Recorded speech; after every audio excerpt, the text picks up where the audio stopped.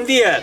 Avui tenim les baladeres del grup que sempre estaven aquí, que volien sortir, que volien sortir, que volien sortir. Doncs bueno, avui els hi farem un vídeo per a elles soles.